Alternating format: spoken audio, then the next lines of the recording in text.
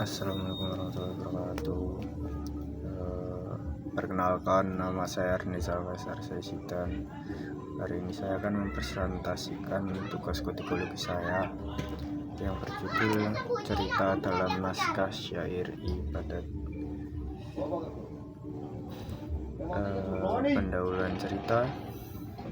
Naskah Syair Ibadat adalah karya sastra dalam bentuk syair beraksara Jawi yang memuat ajaran-ajaran keislaman.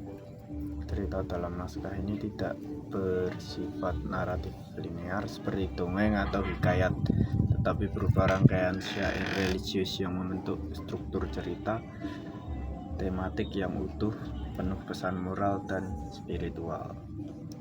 Awal cerita diawali dengan penggambaran keterbatasan manusia sebagai makhluk ciptaan yang lemah dan berdosa. Tokoh aku lirik dalam syair menggambarkan betapa manusia berada dalam keadaan hina, penuh dosa dan butuh pertolongan Tuhan. Tema utama cerita yaitu tauhid dan ketundukan. Tema utama dalam syair Ibadat adalah ketauhidan, yaitu pengakuan bahwa Allah Subhanahu wa Ta'ala adalah satu-satunya Tuhan. Bagian awal cerita memuat pengakuan akan 20 sifat wajib Allah, seperti wujud, ada, hitam, tidak bermula, baqo, kekal, hingga sifat-sifat seperti mendengar, melihat, dan berkata. Masih dalam tema utama cerita tauhid dan ketundukan, sifat-sifat ini diuraikan bukan hanya sebagai dogma, tetapi sebagai pelajaran hidup, bahwa manusia harus mengenal Tuhannya, karena dari situ akan muncul kesadaran spiritual dan etika sosial.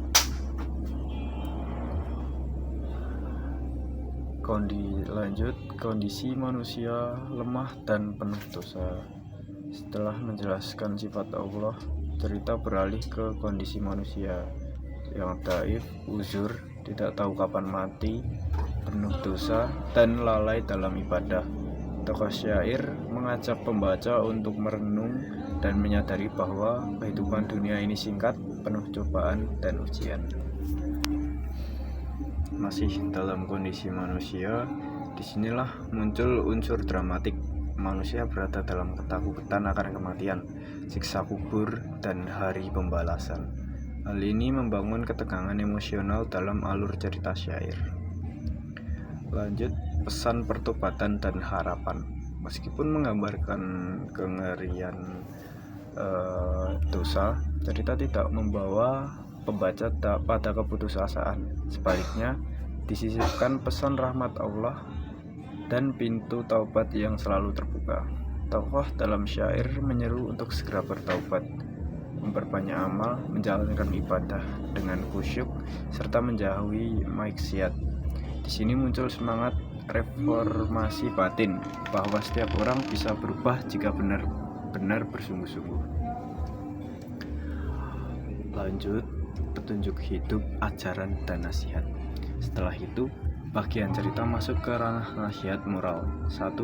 Jangan berlaku sombong dan takabur. 2. Jaga lisan, jangan suka mengumpat. 3. Jangan menzolimi orang lain. 4. Jangan tamak harta. 5. Hormati orang tua dan guru. Semua ini disampaikan dengan gaya bahasa syair yang lembut tapi kuat, seolah guru spiritual yang sedang membimbing muridnya.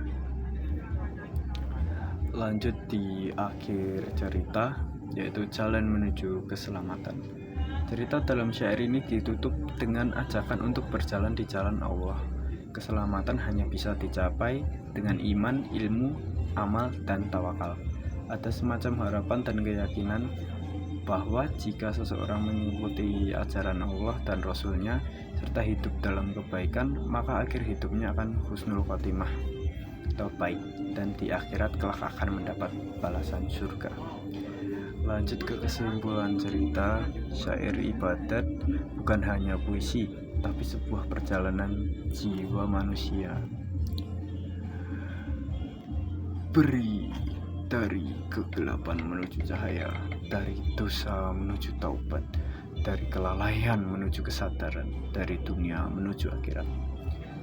Cerita ini tidak hanya menyentuh akal, tetapi juga menembus perasaan dan kesadaran rohani. Terima kasih atas presentasi saya. Bagi yang sudah mendengarkan dan menonton, wassalamualaikum warahmatullahi wabarakatuh.